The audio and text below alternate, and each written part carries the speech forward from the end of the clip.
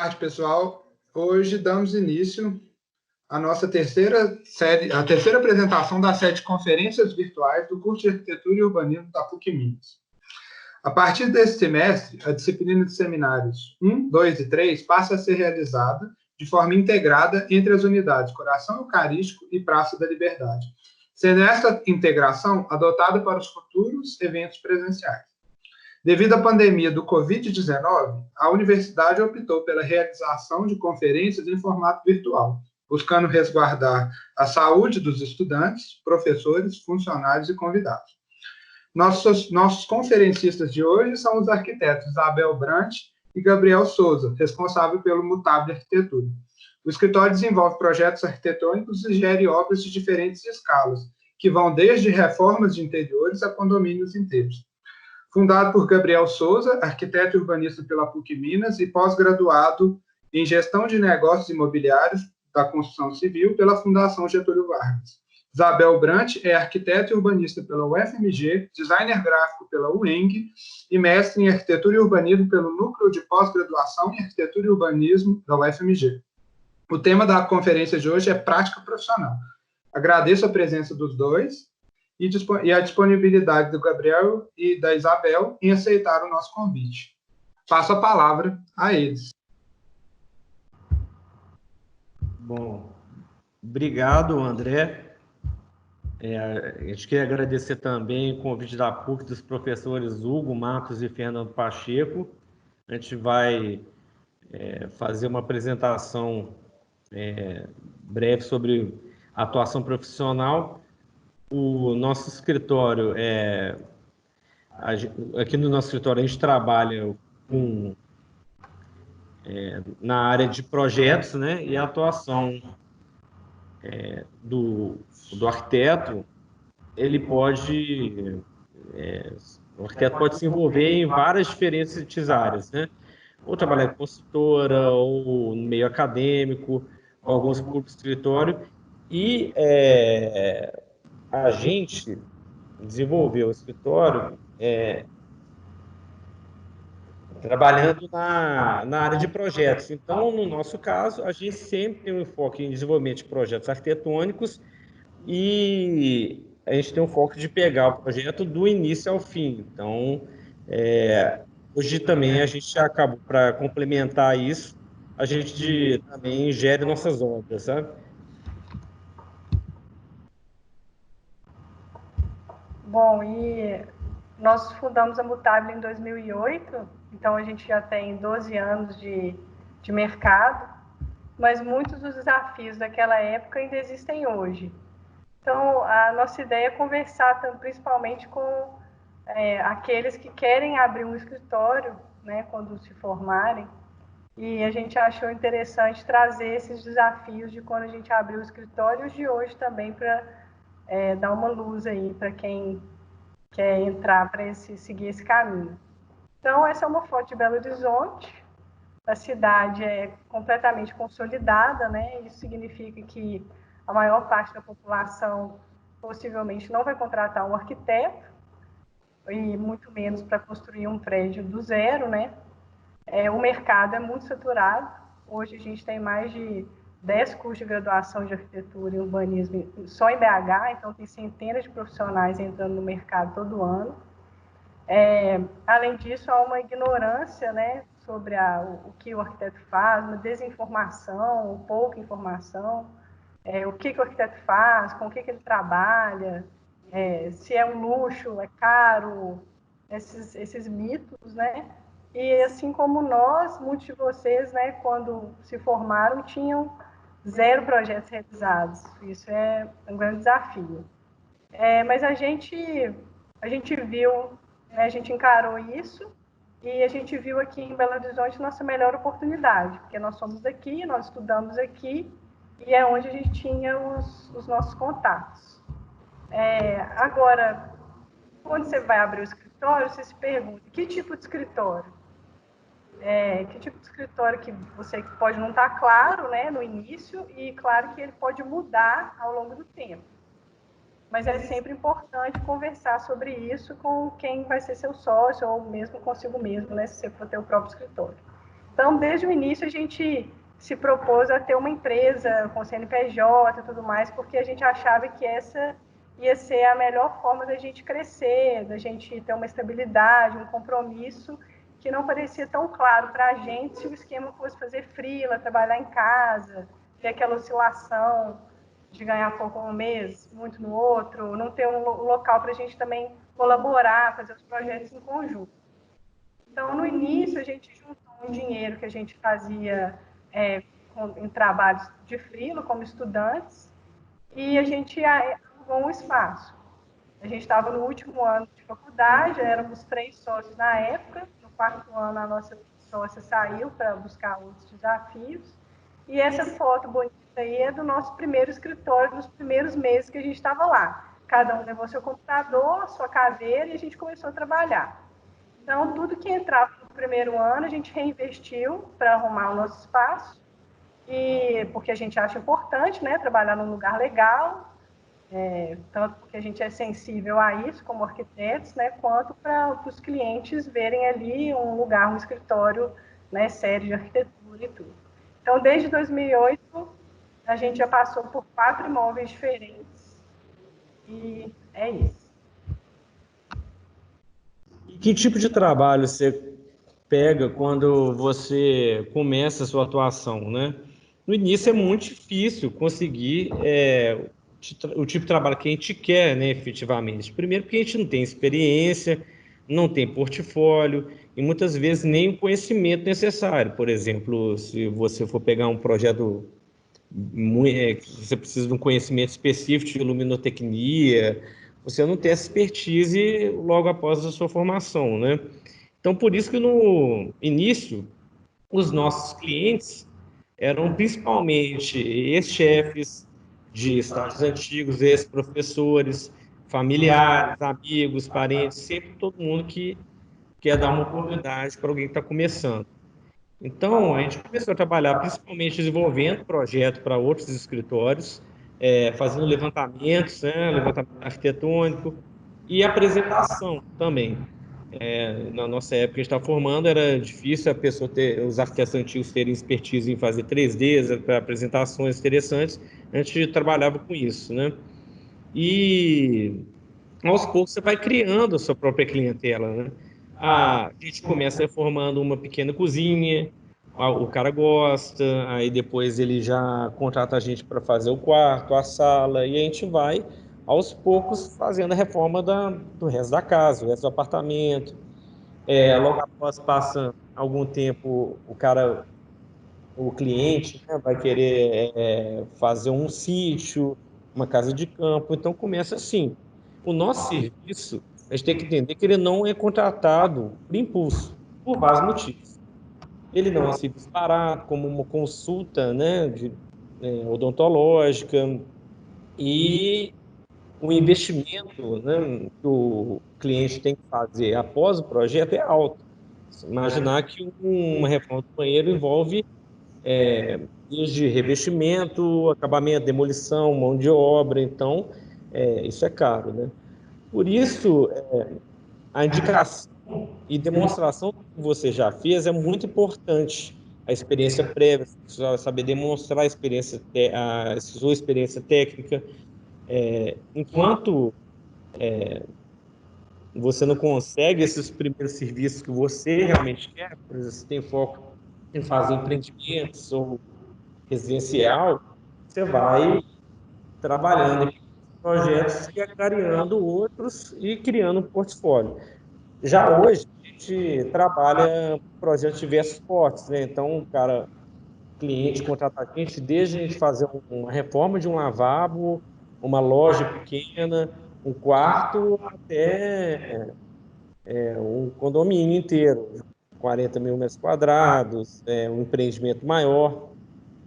E na nossa história, aos poucos, a gente foi eliminando alguns trabalhos que a gente não interessava tanto. Por exemplo, desenvolvimento de apresentação, a gente não faz mais. E aos poucos você vai conseguindo melhorar, né? Tem que ter humildade para começar, pegar tudo e melhorando o escopo, né? Conseguindo esse tipo de confiança dos clientes. Então, alguns arquitetos, né, alguns escritórios se especializam em determinados tipos de projeto. E aí isso pode ser tanto, por exemplo, comercial, quanto regularização, por exemplo, mas nós aqui no escritório, a gente é motivado por qualquer desafio projetual. Então, desde o início, a gente buscou não fechar muito. A gente faz qualquer escala, qualquer escopo, a gente gosta dessa diversidade. O nosso interesse é fazer projeto. Então, a gente tem uma área de atuação bem ampla. A gente vai passar um vídeo institucional que aparece projetos nossos, para vocês conhecerem um pouquinho mais sobre as nossas motivações. Para o Mutable, a arquitetura é uma espécie de investigação, um mergulho em espaços vazios, para construir significados, sentidos e sensações.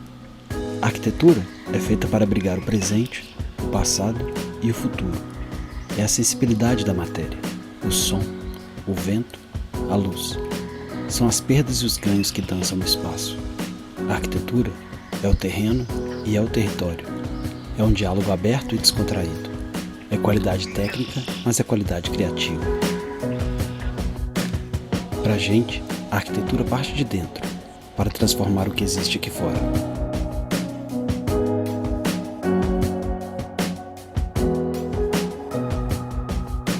A arquitetura é tempo, é mudança, é o desafio, é a presença e o pertencimento, aqui e agora.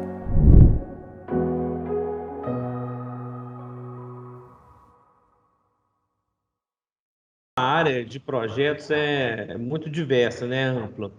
E esse primeiro slide aí está mostrando alguns projetos que a gente fez, estão executados de interiores, então tem algumas lanchonetes, livraria, apartamento, reforma de apartamento, um quarto, para ilustrar um pouco o que a gente faz. Mas interiores é um campo bem característico, porque todo mundo relaciona interiores muito com decoração, com projetos de interior residencial, né, comercial, mas projeto de interiores também pode ter uma característica muito técnica, né?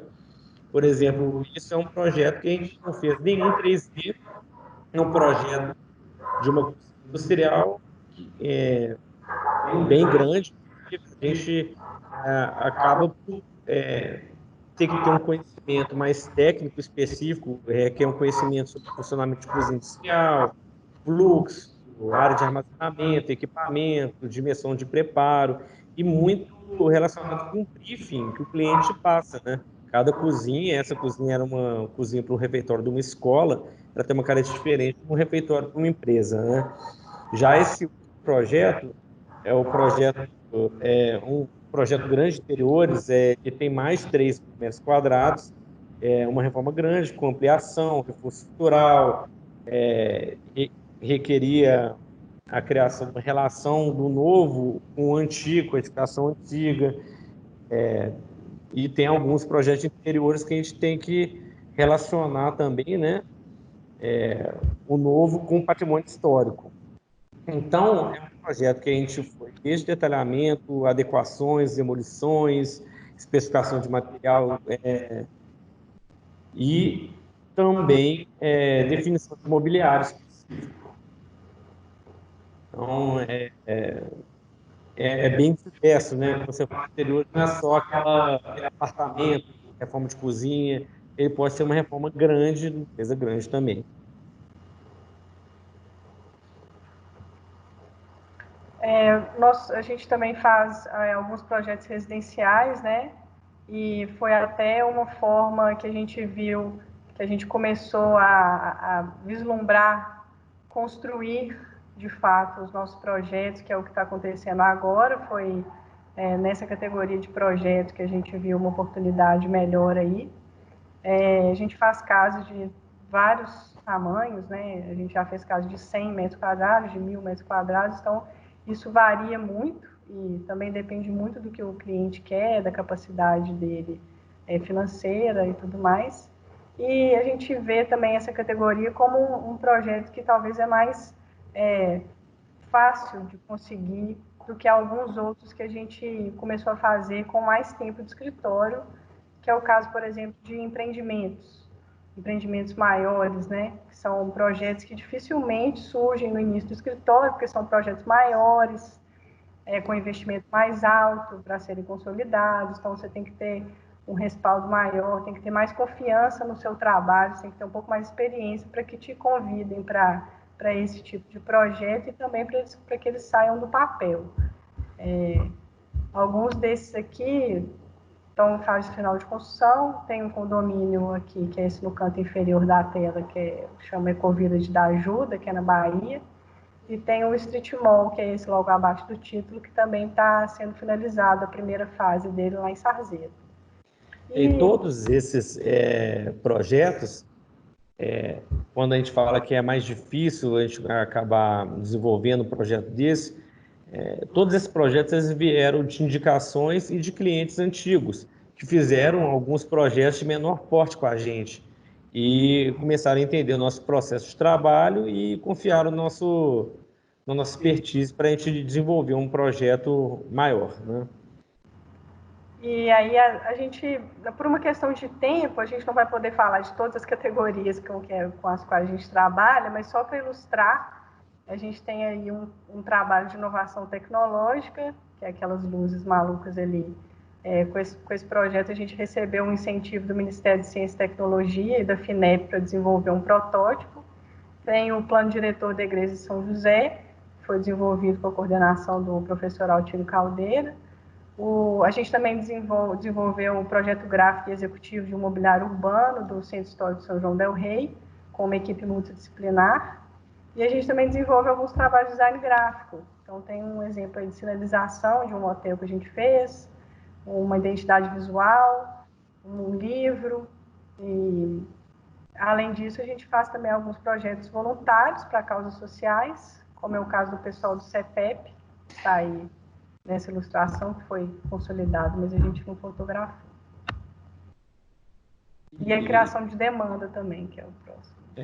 E no fim das contas, a gente acaba tentando sempre pensar em criar alguma demanda. A gente tem alguns os projetos, quando a gente tenta experimentar. E esse é um projeto que a gente fez, que é o Factura. Quando a gente fez 10 anos de empresa, a gente decidiu começar uma loja online de móveis, né? Para a gente criar alguns outros produtos, né, com um pouco mais de liberdade. E alguns desses móveis, eles vieram de projetos antigos interiores.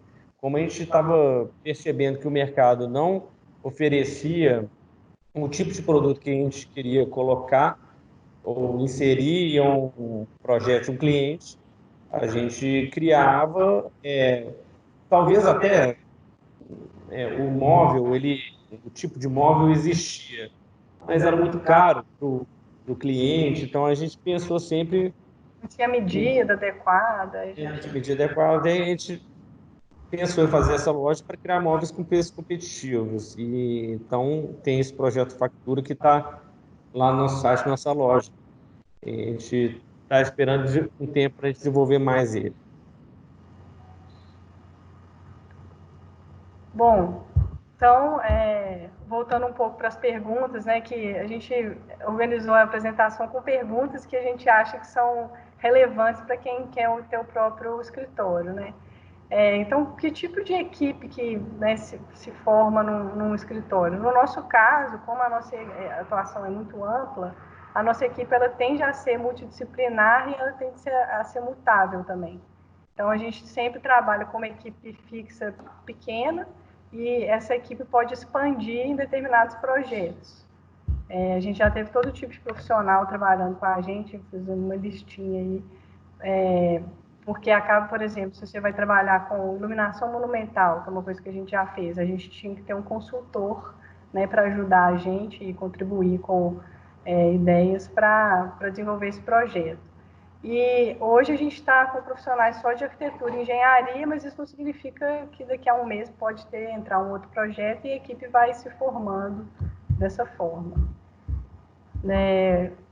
Então a gente falou um pouco sobre a nossa área de atuação, sobre a equipe, como que a gente começou. E aí o processo de trabalho, né, como as etapas de um projeto elas são muito parecidas entre um arquiteto e outro, mas o processo pode ser muito diferente. A gente não vai entrar em processo criativo nem nada disso, também por uma questão de tempo, mas vamos falar um pouco do passo a passo, né? Então, quando você tem um escritório de projetos, você tem que entender que vão ter várias pessoas trabalhando em vários projetos ao mesmo tempo, em diferentes etapas. Então, se você não cria um processo comum para o desenvolvimento desses projetos, cada cliente vai ser atendido de uma forma, e aí a prestação de serviço corre risco de ficar mais desorganizada, mais inconsistente. Então, claro que a gente não tinha um projeto certo, um processo certinho, né, quando a gente começou, e ele também está sempre em pauta, até mais do que o produto final. Então, o que a gente faz é sempre criticar, refletir sobre o que deu certo, o que não deu, e sistematizando isso, mapeando os gaps para ir melhorando sempre o processo, tanto para a gente quanto para a experiência do cliente e o produto final. Então, a gente vai mostrar de forma resumida como que o nosso processo de projeto está hoje.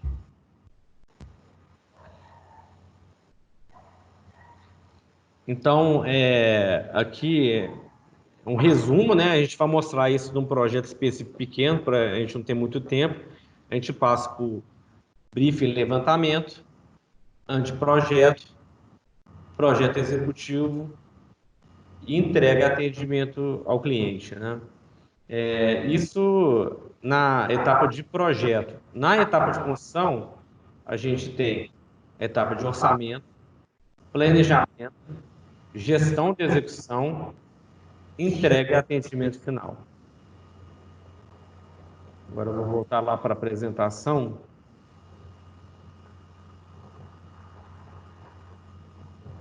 Então, o primeiro passo do nosso trabalho é o primeiro contato do cliente, né?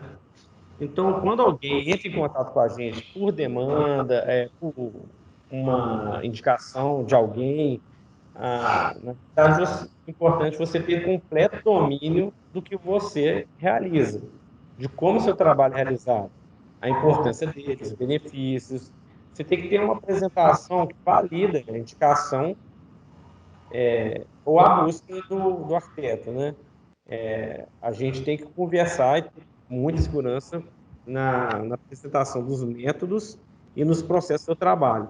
Então, a gente sempre tenta manter o nosso portfólio extremamente atualizado. A gente foi criando protocolos. Quando a gente termina um trabalho, a gente fotografa, a gente escreve um texto, e a gente tenta publicar em sites que a gente gosta para cá, por exemplo, o ArcDaily. A gente tenta manter o nosso Instagram sempre em atualização. É importante você ter clareza para o cliente pegar confiança em você, né? E essa sistematização do processo de trabalho é importante para você sempre ter um padrão muito bom de apresentação para todos os projetos. Se você deixa isso acumular e vai tentar fazer isso de uma vez só, você acaba virando uma bola de neve. E na hora de captação, a gente, depois desse primeiro contato, em geral, a gente encontra com o cliente no local, se for um terreno, se for uma reforma de apartamento, reforma de uma loja, a gente encontra ele no local ou no próprio escritório. É nesse momento que é o ponto-chave para você conseguir convencer que o seu trabalho é importante e vale a pena ser contratado. Então, a gente explica como a gente cobra, quais são os processos, a gente explica o nosso método, a gente faz uma apresentação prévia de portfólio. Então, se for uma loja, a gente separa o portfólio de lojas. Se for uma casa, uma demanda por casa, a gente separa todas as casas e a gente sempre tenta enviar uma proposta registrada do mais rápido possível. Ou se passar um prazo, por exemplo, eu te mando uma proposta comercial em 3 dias, eu te envio em 3 dias. Isso é importantíssimo, você manter a confiança em alta com o cliente, né? E além disso, a gente também registra tudo no contrato, para demonstrar seriedade, responsabilidade comum. O cliente se responsabiliza em pagar e você se responsabiliza com seus prazos. Isso é imprescindível possível ser sempre combinado. E além disso, a gente vai mostrar agora o resto dos processos em cima de um projeto, que foi o último que a gente entregou. A gente fez a concepção e entregamos ele pronto para... Então, a etapa de levantamento de dados, nessa etapa, basicamente, você já está contratado, né? Você já começou. Então, você vai brifar o projeto. Esse briefing, para a gente, ele é tão importante que ele está no nosso contrato. A gente faz um briefing, que é uma entrevista com o cliente, como se fosse, para a gente compreender as demandas espaciais e simbólicas do projeto, interpretar, questionar o cliente, abrir possibilidades, né, de soluções e tudo, e aí a gente redige isso e envia para o cliente e ele aprova ou modifica. A partir do momento que ele aprova, a gente vai usar esse briefing para desenvolver o projeto. Então, no contrato está escrito que se alterar o briefing, terá um aditivo. Então, isso é uma parte bastante importante, porque o cliente ele tem que estar bem seguro do briefing e a gente auxilia ele a criar essa segurança se ele não está, né?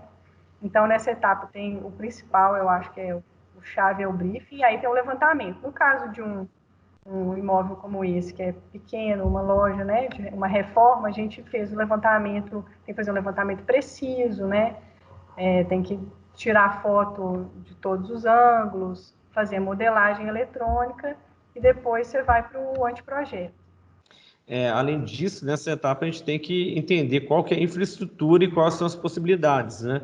Então, por exemplo, essa loja ela tá num prédio, e esse prédio é um condomínio, então a gente tem que entender quais são as regras do condomínio, onde a gente pode passar certas infraestruturas como ar-condicionado, são as condicionantes, né, que a gente tem que levantar tudo antes de começar a fazer um anteprojeto.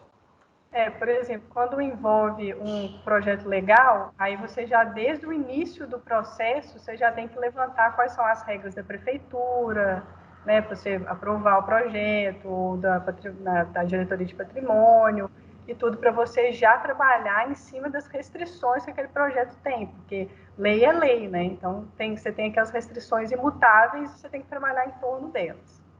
Bom, mas aí, nesse caso, nesse projeto não teve projeto legal, porque é um projeto de interior, então a gente não precisou preocupar com esse tipo de coisa. Fomos para o anteprojeto. A gente cria todos os projetos em parceria, sem exceção. A gente sempre tenta surpreender, seguindo o briefing, mas tentando ali surpreender o cliente, não fazer seguir aquilo que ele já estava esperando, aquela conversa. Por isso que no briefing também é importante se abrir possibilidades, né? Às vezes, quando o cliente é mais aberto, ele se empolga com alguma novidade que talvez ele não previa, que a gente propõe, e às vezes não, mas a gente sempre tenta conseguir isso. Nesse projeto, o briefing era um misto de casa de vó do interior com urbanidade contemporânea com Moulin Rouge. Então, a gente teve que fazer uma pesquisa, entrar orquestrar essas diferentes referências de ambiência, de estética, para fazer uma coisa comunidade. E a parte de equipamentos, já que é um café, né, a gente esqueceu de falar que era um café, também envolveu uma atenção técnica que está ali atrás do balcão, mas que a gente tinha que pensar muito bem sobre a dimensão dos equipamentos, a infra que precisa, voltagem, carga.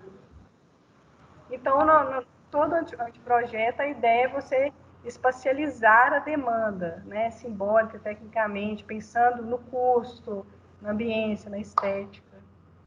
E todas as soluções que a gente vai propor no anteprojeto, a gente sempre tenta pesquisar. Por exemplo, se a gente for usar...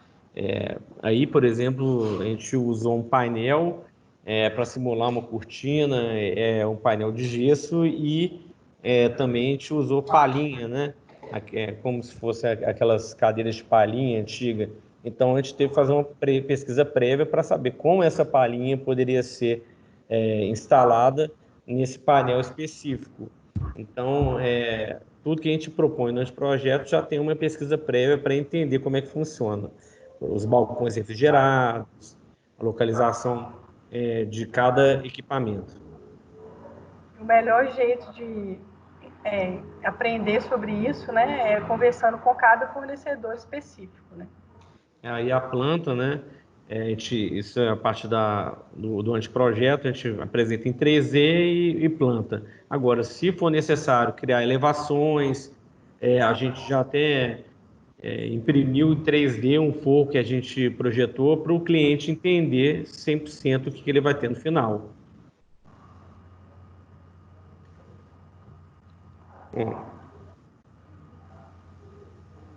após a aprovação do anteprojeto, nesse não tem projeto legal, né, como a Isabel estava falando, a gente desenvolve o projeto executivo. O projeto executivo, a gente sempre fala que é o manual de instrução de como realizar as propostas do anteprojeto. Então, ele envolve desde quantitativo de investimento, detalhamento de todas as soluções propostas, especificação de todos os itens necessários para o cliente comprar. Então, aquela era uma planta de revestimento, tem uma planta de pontos elétricos. Então, você tem que entender como é que funciona a infraestrutura de um ar-condicionado, uma infraestrutura de uma cafeteira, qual que é o tipo de instalação que você precisa para instalar cada equipamento, uma coifa, um fogão industrial, qual que é o tipo de demanda de cada objeto que você projetou. Então, tem a planta elétrica, localização de pontos elétricos, planta luminotécnica, aí tem uma planta para demonstrar um ponto de água, né, que a cafeteira precisava. Algumas elevações. Nesse projeto, a gente desenhou um ladrilho específico para elas, né? Algumas elevações. Então, esse projeto, por exemplo, teve 32 fornecedores, né? 32 fornecedores. Fazer um desenho pensando o que cada um quer saber do projeto.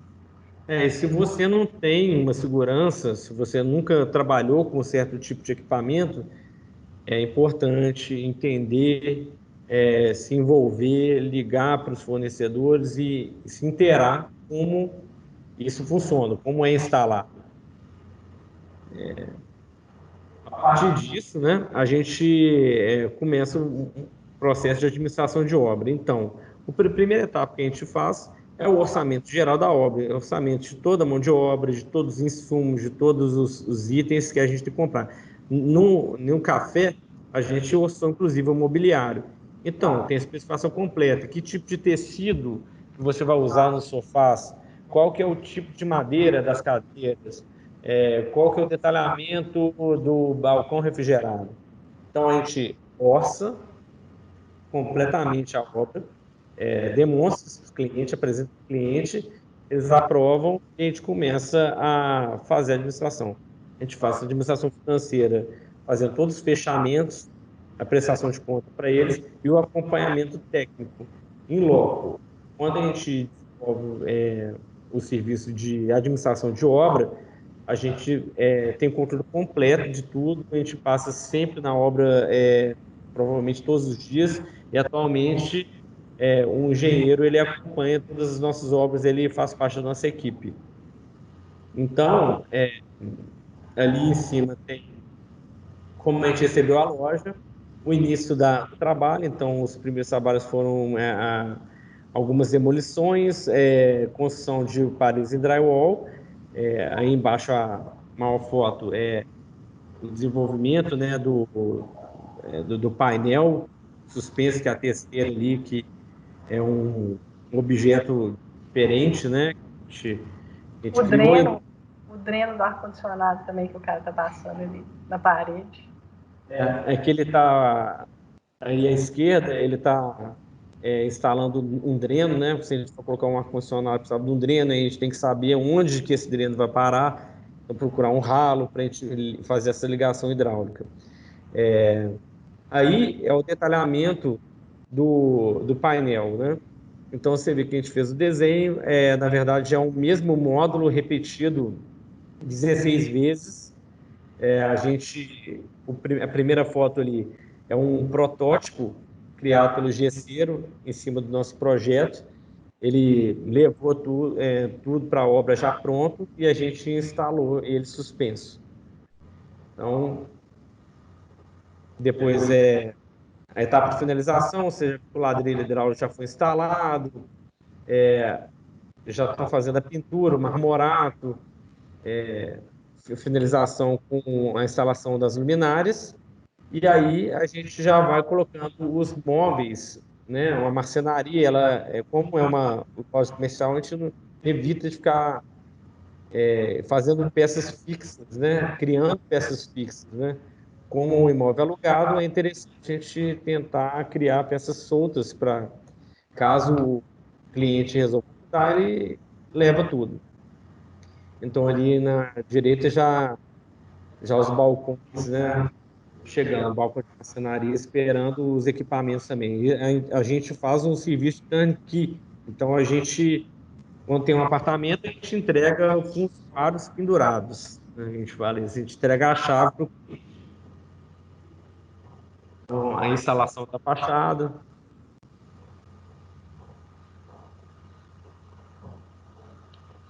E aí, o resultado final.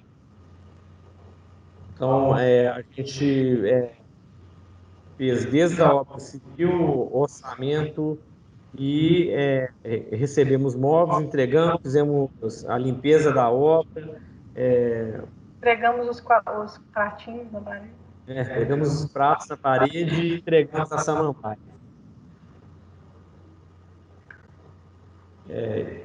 Esse projeto ficou bem fiel com o primeiro anteprojeto. Né? Normalmente, a gente sempre tende a tentar fazer o projeto ficar bem próximo, porque depois que fica pronto, o cliente fica muito satisfeito, né? Que o resultado fica igual. Então, esse é o painel de palhinha que você estava falando, né? Ele tem um acabamento em MDF, então ele tem uma estrutura feita em madeira natural e o acabamento na frente em MDF. Essa obra, por exemplo, a gente né, soube, tá conversando com o fornecedor, que a gente não poderia fazer esse painel de palhinha só com MDF. Então, ele tem uma estruturação em madeira mesmo atrás, porque a palhinha estica muito e estouraria o MDF não ia segurar. Então, assim, você vai conversando com o fornecedor, também você vai aprendendo muito, né? E cada projeto tem um resultado específico, uma demanda específica. Então, esse projeto, a gente teve que atender, né? O brief da cliente, o orçamento que ela tinha, e depois gerir isso tudo para chegar no resultado. Traduzir o conceito, né, do plano de negócio que elas tinham antes da gente entrar na jogada, né? Elas abriram tem pouco tempo. Vocês podem entrar também lá no Instagram dela, sair embaixo, quem quiser conhecer mais. É ali na Guaimores. Uma boa pedida pós-Covid.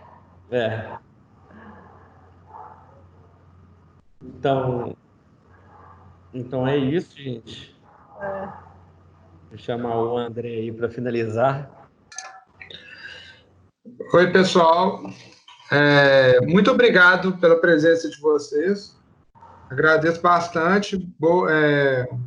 Muitas informações interessantes aí para os nossos estudantes. Muito obrigado. Podemos encerrar por aqui a